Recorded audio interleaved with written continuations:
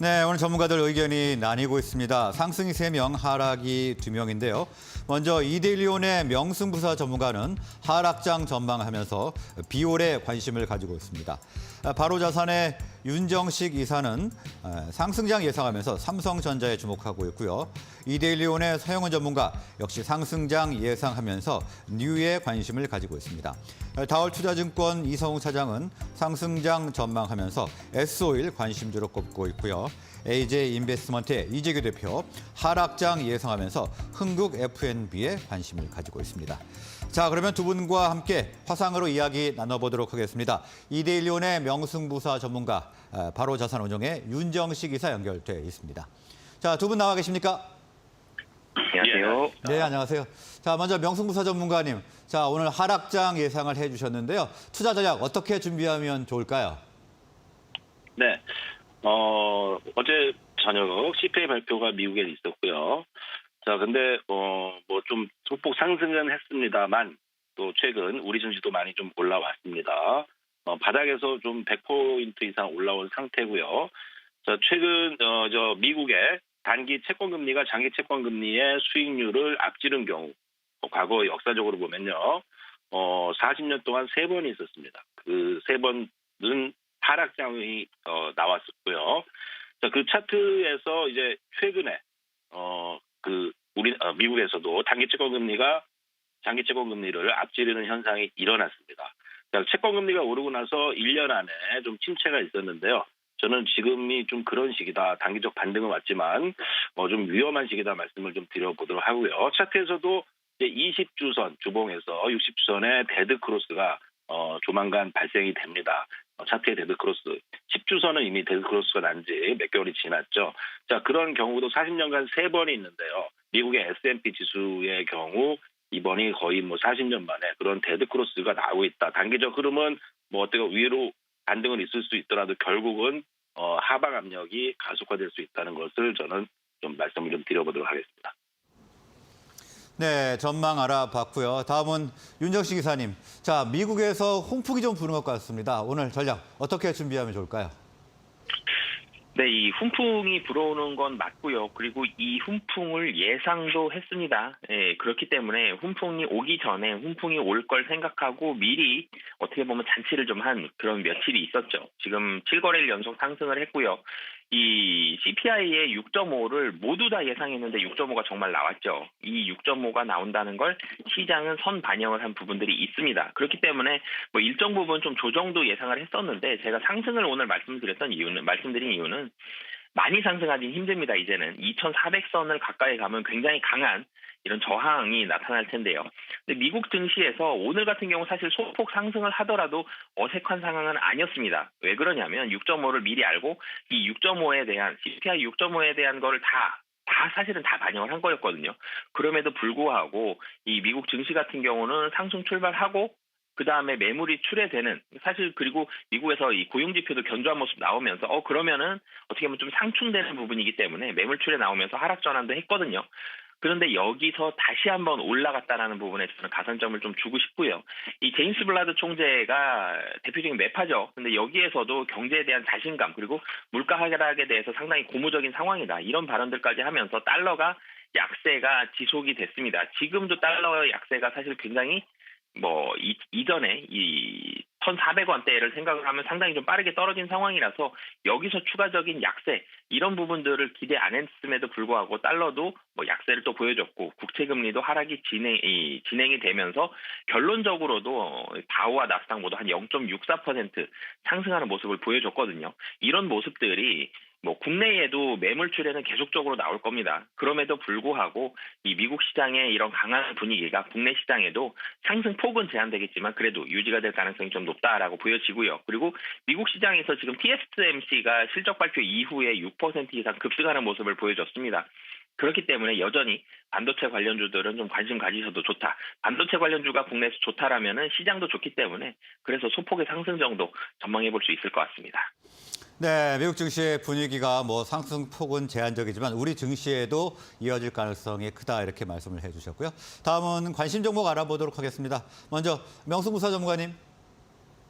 네, 자 미국장에서 저는 미국 주식도 좀 진행을 하고 있는데 최근에 테슬라 같은 경우 숏에 대한 차익을 80% 정도 했습니다. 그리고 공교롭게도 방금 말씀하신 TSMC도 어제 좀 정리를 했다라는 얘기는 좀 드려보도록 하겠고요.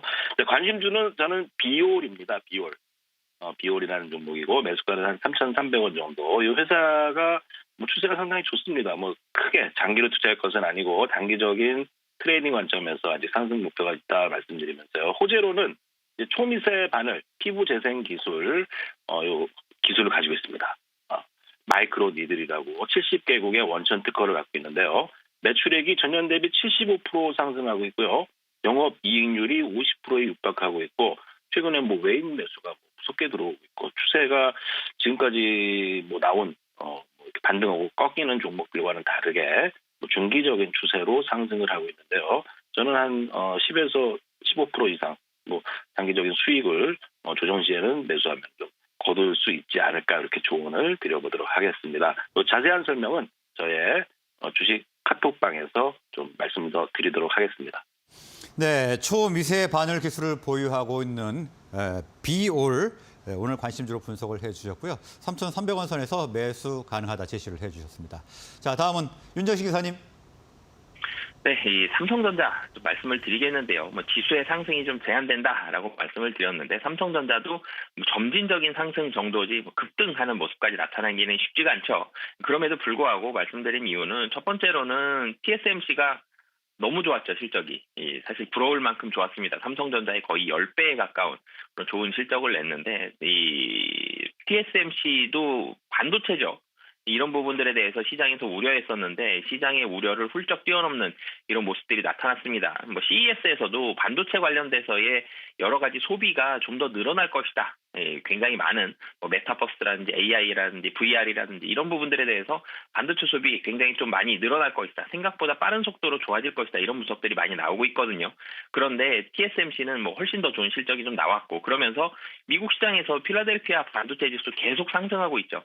반도체에 대한 분위기 계속적으로 좀 나쁘지 않다라는 부분 그리고 이 반도체 메모리 기업들 주가 사이클을 본다라면은 재고 감소가 가시화되는 재고 감소가 언제쯤 된다라는 게 상당히 보여지는 그 전분기 정도부터는 주가가 좀 올라가는 그런 모습들 많이 보여줬는데 이 반도체 같은 경우는 2분기부터 이 재고 조정이 일어날 겁니다. 그러면 1분기 후반이 가격에 거의 바닥이 될 가능성이 높아 보이고요. 빠르면 2분기 초, 늦어도 2분기 후반부터는 반도체 가격에 대한 반등이 좀 나타날 가능성이 높습니다. 지금도 이 메모리 가격이 하락을 하고 있지만 하락폭이 상당히 빠른 속도로 둔화가 되고 있거든요. 그런 부분들 본다라면 실적에 대해서는 충분히 2분기부터는 좀 반등 가능하다. 그리고 지금 자리는 가격적으로 사실 IT 기업인데도 PBR 말하기가 부끄러울 만큼 PBR이 거의 1배 가까운 수준까지 떨어져 있습니다. 그렇기 때문에 가격적으로도 부담이 덜한 자리다라고 보시면 되겠습니다.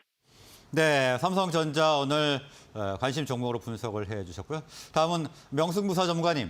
자, 오늘 한은의 금통위가 있습니다. 시장에서는 지금 0.25%포인트 인상이 예정이 돼 있는데 문제는 이번으로 그치느냐 아니면 다음에도 한 번 더 0.25% 올리느냐인 것 같습니다. 어떻게 판단을 하고 계신가요?